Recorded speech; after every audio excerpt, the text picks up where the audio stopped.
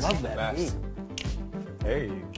You say Knight Rider, I think a little bit more like yacht rock. I'm thinking like Michael McDonald, like doobies in the 80s. Yamo be there? Disco era. Yamo? A little after disco. It's the theme music for our hot draft time machine.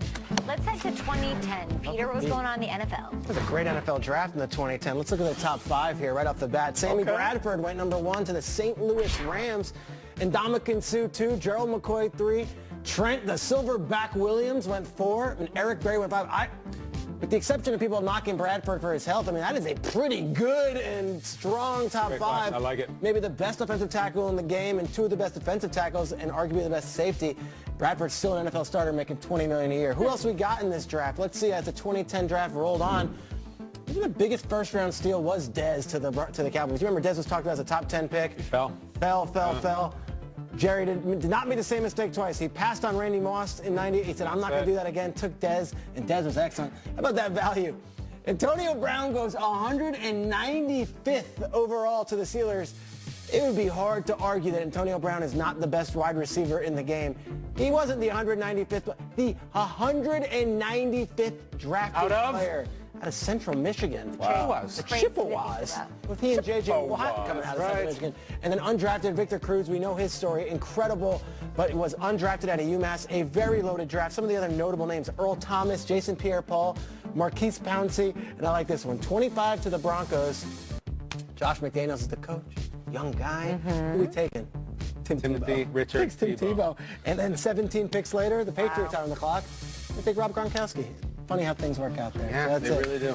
Gronk and Tebow. That is the year in the draft 2010. Nate, I love this beat. I'm dancing. What do you Nate, got? you just Tebowed the verb Tebow. I did. That was the thing. That was back, Tebow again. Back then in 2010. That was Tebow. You're taking me. And that's what some of the movies had me doing, had me thinking, because there were some great movies in 2010. As we all know, starting off with one of the best movies I've seen in quite some time was Inception. You know, I like to put a current twist on these things, so that's basically Bill Belichick getting into people's heads. Except that Tebow thing, so that makes sense. We also have How to Train a Dragon, which was a good movie. I have kids, and I've seen this movie more than 5 times, and that's basically Giants with Odell Beckham. It's like, how do you train a dragon? He's out of control. He's a fire-breathing animal. How do you train a dragon? But then what you learn is you just let the dragon do what he does, and you save the day. You also have The Social Network. That's Rob Gronkowski this offseason. The Winklevice. Yep. And then you have Kick-Ass, which was a great movie. Oh, yeah. I said this is the Rams. You know, it's pretty much doing everything that they did this offseason, bringing all those weapons in.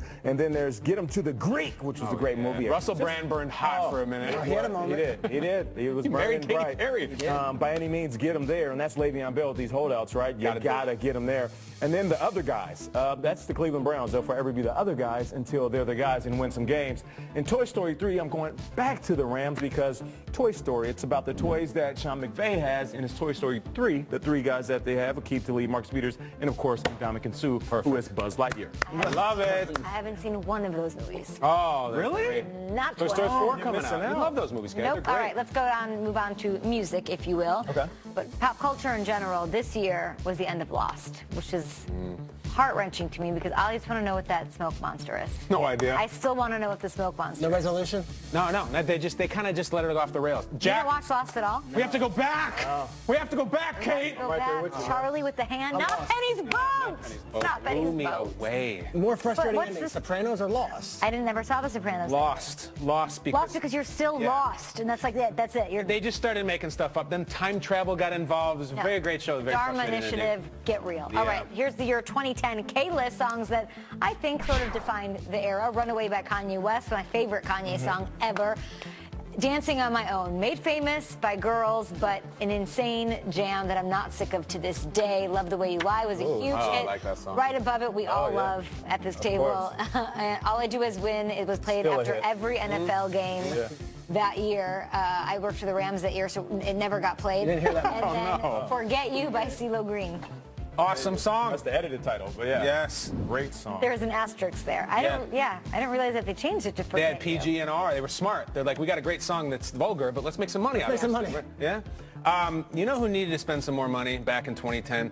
The Minnesota Vikings. Let me tell you why. And please, our friends in the production booth, please hold off on this because it's very video dependent. Just hold on one second. December 11, 2010, there was a massive, massive winter storm with over 17 inches of snow and strong winds.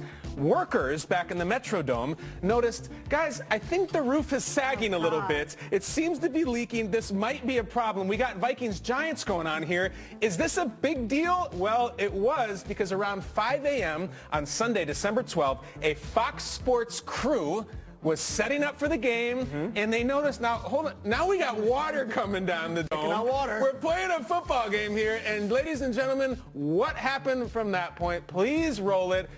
Look out! Fire in the hole! The Metrodome collapses like a garbage bag on your driveway, leaking stuff out of the bottom of it. This is game day, guys. This is not in May. This is not the off season. We're expecting Eli on the field in a matter of hours. Nobody was hurt. This was insane when this Crazy. And the fact that they captured it. And remember we had that moment this year where the stadium was imploded and the bus got out of the way? No bus. Yeah. Beautiful the shot. Marta bus. The Marta bus. No bus. Indoors Fox crew. Nobody was hurt. No major damage aside from the puncture. And because of the collapse, they say Vikings-Giants, we got to move this thing to Monday night. They played it at Ford Field. So the Vikings played a home game on the Lions' home field. Tickets were made on a first-come, first-served basis. But really that season, the whole 2010 season, with so many things that went on, that was the video that won it all. That was Odell in the net. That was Juju playing hide and seek. The Metrodome, the hefty bag collapsing. We'll never forget it. It's good Do stuff. you guys remember that moment? What were you thinking? Of course you remember it. It was unbelievable because I was still playing at the time, and I thought to myself, is this for real? The place that drafted me? Is it falling apart? Like literally falling apart. Yes. Playing in that stadium, Nate, did you worry sometimes? Like, I don't know about this place. Well, I was there when it was straight carpet on the ground. Yeah. You would get those raspberries all over your arm, and I knew at some point they're going to have to do something different because I would go to our stadium on game day and then travel elsewhere and think, we're a little behind the times here in Minnesota. And the fact that they captured it was crazy. And all the players, you know, we start getting real sensitive at that point. Man, what if we was on the field? I'm going to end up owning the league if that would have fell on me. I wish you were, right? You know, and then look at us at the Super Bowl. We're at the brand new stadium. It's an amazing place I've ever seen. They went from the garbage bag to that palace that we were in for the game. Nobody was hurt, so it is, in fact, a hilarious moment. All right, so I have this choice to make, right? Yeah, what do you got? We've heard the arguments. It's time for me to decide who is the best quarterback in 2018. The cases have been made. Is it Baker Mayfield? Should I vote for Josh Allen? Sam Darnold? Network Newsroom. Well, the Broncos currently sitting at 5th in the upcoming draft. Where they go with that pick is anybody's guess. Do they take a quarterback, or as Bro, you're on the clock, did earlier in the show, select Quentin Nelson, perhaps? Another option could be former NC State defensive end Bradley Chubb, who at the Combine said he tries to take Von Miller and Khalil Mack and put them into one. Miller asked about the chance to add Chubb to the Broncos, and he agreed with Chubb and his assessment. Yeah, he's Khalil Mack and Von Miller put together.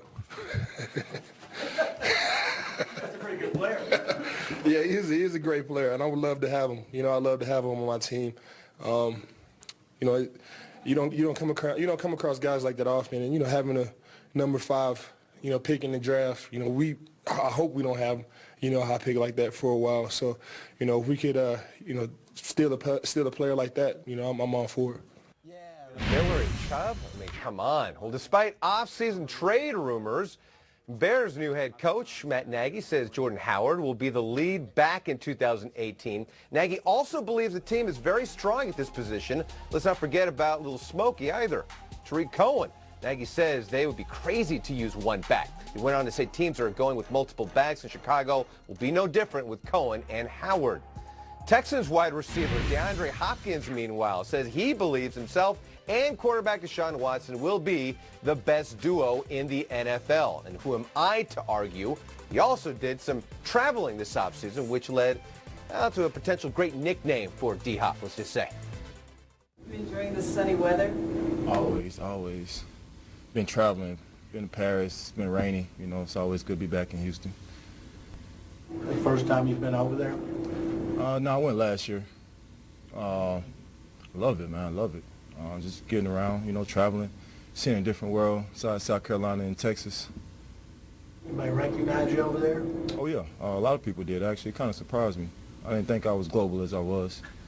So all that good pub you're getting in the media, right? Keep on. Keep on. Hopkins is global. Global Hop. Smooth, very, very smooth. Global Hop. I really hope that sticks as his new nickname. All right, well,